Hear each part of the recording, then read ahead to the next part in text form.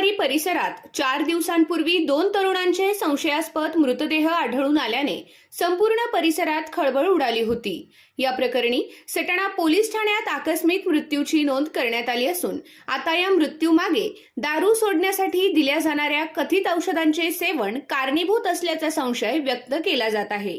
मृत्यूचे नेमके कारण समोर आणण्यासाठी पोलिसांकडून सखोल तपास सुरू असून वैद्यकीय अहवालाची प्रतीक्षा केली जात आहे। रविवारी दिनांक 10 रोजी तिळवणबारी येथे निकवेल येथील सचिन केशव जाधव वय 39 वर्ष आणि कंधाने येथील राजेंद्र लक्ष्मण सोनवणे वय 43 वर्ष यांचे मृतदेह संशयास्पद अवस्थेत आढळून आले होते। घटनेची माहिती मिळताच सटाणा पोलिसांनी घटनास्थळी धाव घेत पंचनामा केला व आकस्मिक मृत्यूची नोंद करून तपास सुरू केला। दरम्यान या दोन्ही तरुणांनी दारूचे व्यसन सोडण्यासाठी काही व्यक्तींकडे उपचार घेतल्याची चर्चा परिसरात सुरू होती। त्यानंतर निकवेल ग्रामस्थांनी सटाणा पोलीस ठाण्यात जाऊन पोलीस निरीक्षक योगेश पाटील यांची भेट घेतली।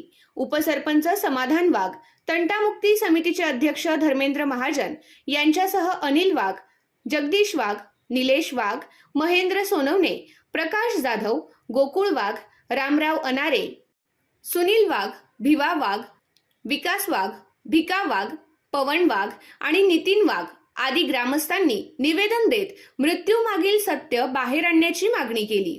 ग्रामस्थांनी दिलेल्या माहितीनुसार संबंधित तरुणांनी दारू सोडण्यासाठी काही औषध सेवन केल्याचे मोबाईल संभाषणातून समोर येत असल्याचा संशय आहे।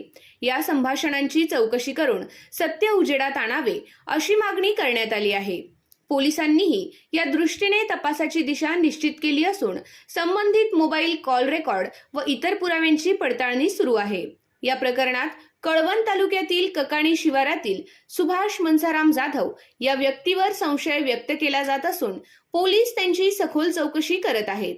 तथापि वैद्यकीय अहवाल आल्यानंतरच मृत्यूचे नेमके कारण स्पष्ट होणार असल्याचे पोलिसांनी सांगितले आहे।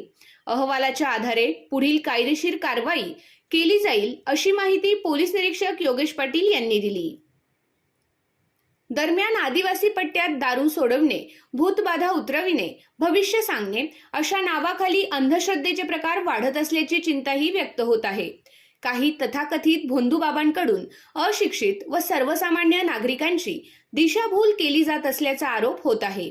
अशा प्रकारांना आळा घालण्यासाठी प्रशासनाने विशेष यंत्रणा उभी करावी अशी मागणी अंधश्रद्धा निर्मूलन समितीचे अध्यक्ष डॉक्टर मनोहर सोनवणे, प्राध्यापक शांताराम गुंजाळ आणि अरविंद सोनवणे यांनी केली आहे। या दुहेरी मृत्यू प्रकरणामुळे परिसरात भीती व संभ्रमाचे वातावरण निर्माण झाले असून मृत्यूचे खरे कारण समोर आणण्यासाठी पोलीस यंत्रणा विविध अंगांनी तपास करत आहे। वैद्यकीय अहवाल आणि तांत्रिक तपासातून सत्य समोर येण्याची अपेक्षा व्यक्त केली जात आहे।